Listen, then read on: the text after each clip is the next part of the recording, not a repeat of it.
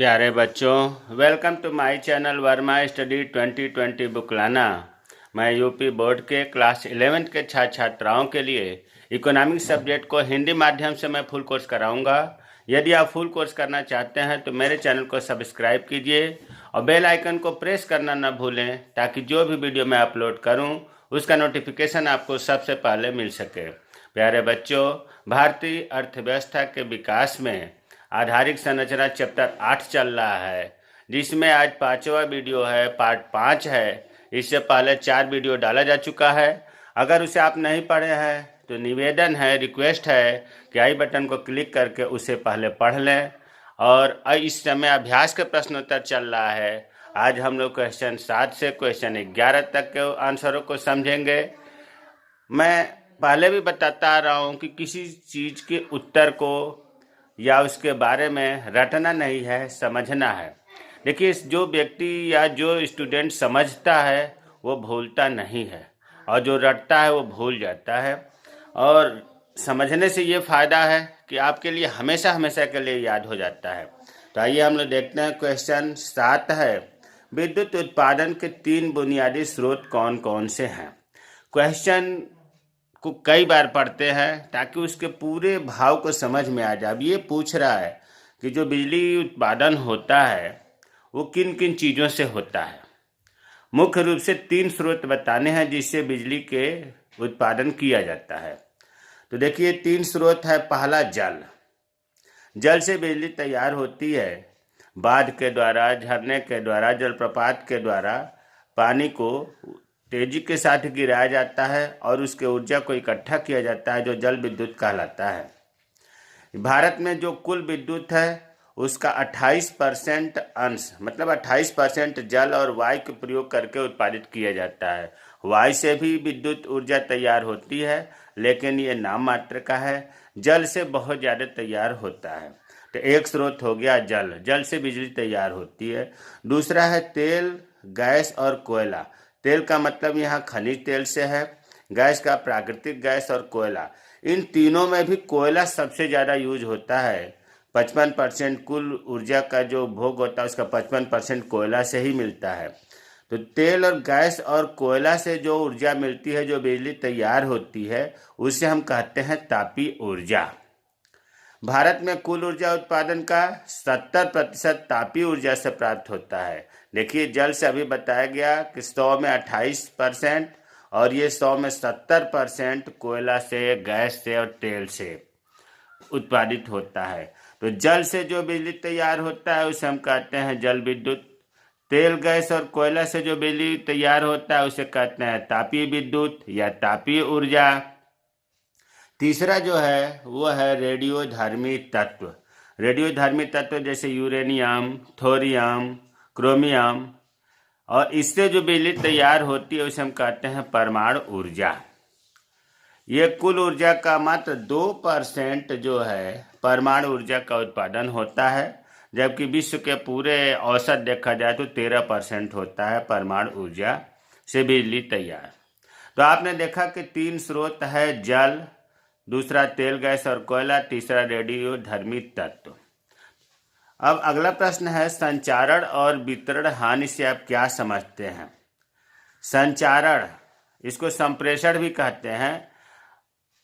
बिजली, प्रश्न है कि संचारण और वितरण हानि से आप क्या समझते हैं, उन्हें कैसे कम किया जा सकता है। देखिए, नाम से लग रहा है कि बहुत कठिन वर्ड होगा, लेकिन कठिन नहीं है। यहाँ अभी समझ लेंगे तो याद हो जाएगा। जो पावर हाउस होता है, जहाँ पर बिजली उत्पन्न होता है, बिजली पैदा किया जाता है, उस पावर स्टेशन से गांव में जहाँ कंज्यूमर तक बिजली पहुँचती है, इसके बीच में कुछ बिजली खर्च हो जाती है, समाप्त हो जाती है।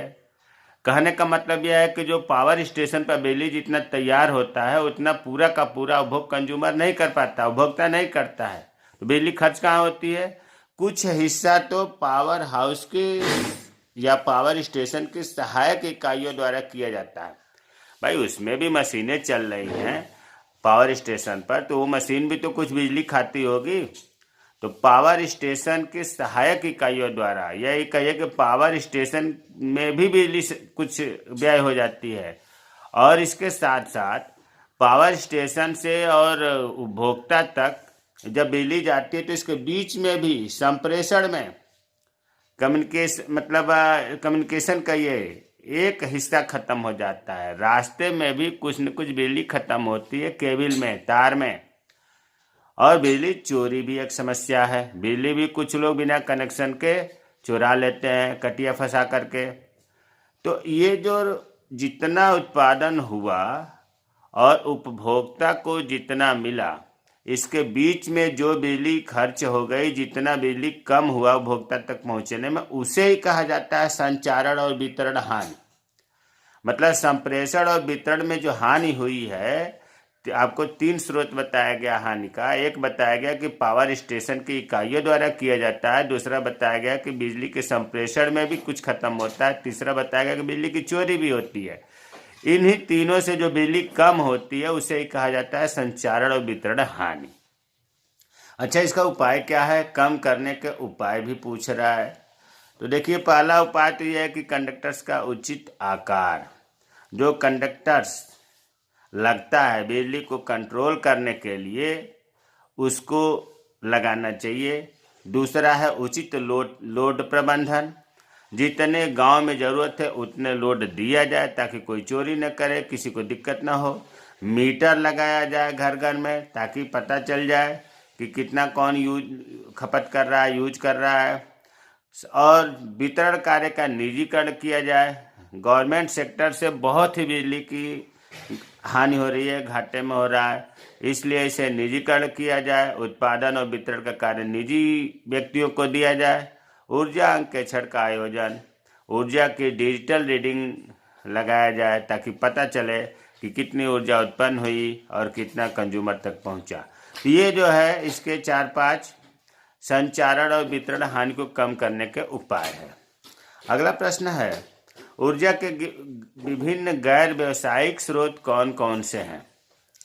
देखिए, इससे पहले वीडियो में मैंने बताया था कि जो ऊर्जा के स्रोत है मुख्य रूप से 2 प्रकार का होता है, परंपरागत स्रोत और गैर परंपरागत स्रोत।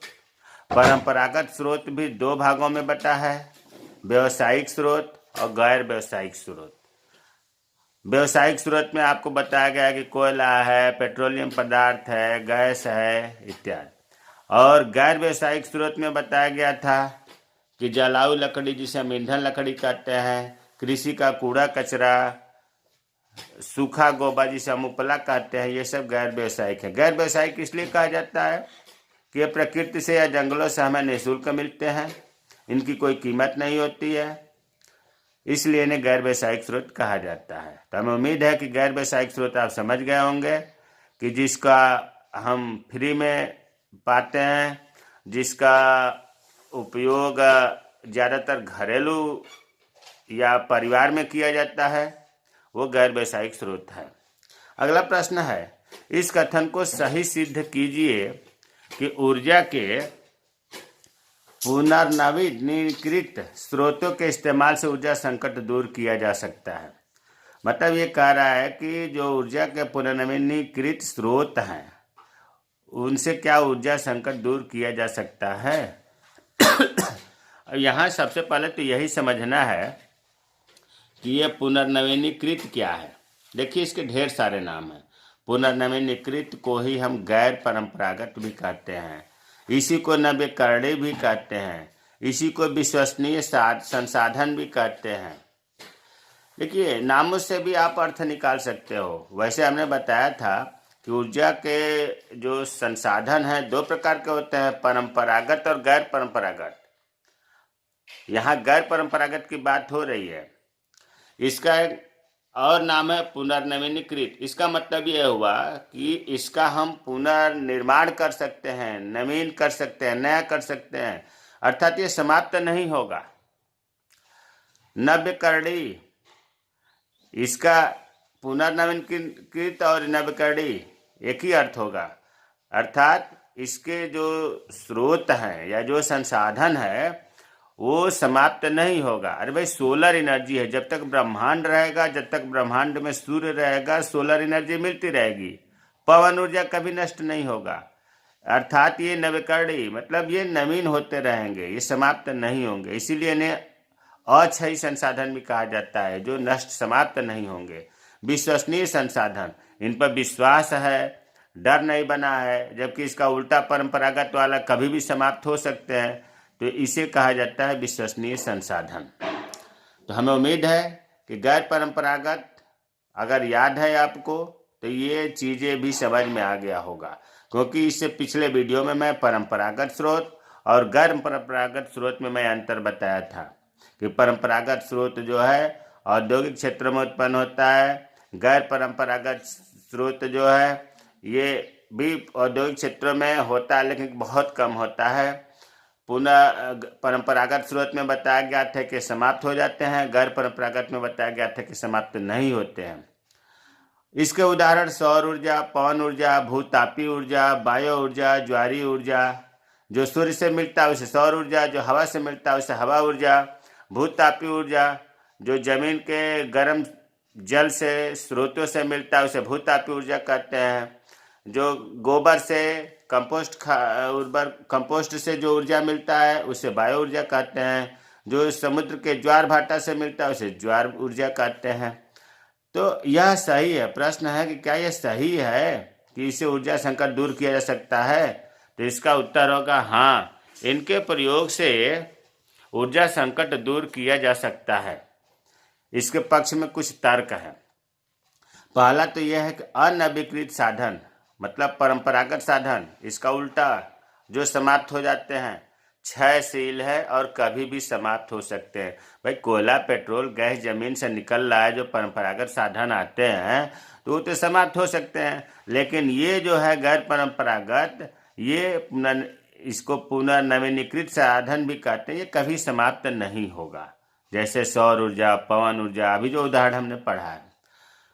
तो इसका मतलब कि समाप्त नहीं होगा, तो इसे खूब प्रयोग करना चाहिए, खूब उपयोग करना चाहिए ताकि ऊर्जा संकट दूर हो जाए। और इसका लाभ यह है कि ये ऊर्जा के साधन प्रदूषण नहीं फैलाते, अतः इसका मनुष्य के स्वास्थ्य पर प्रतिकूल प्रभाव नहीं पड़ता। जो गैर परंपरागत स्रोत हैं या संसाधन हैं, सौर ऊर्जा, पवन ऊर्जा, भूतापीय ऊर्जा, ज्वारीय ऊर्जा, ये प्रदूषण नहीं फैलाते हैं, और जब प्रदूषण नहीं फैलेगा तो मनुष्य के स्वास्थ्य पर हानिकारक प्रभाव भी नहीं पड़ेगा।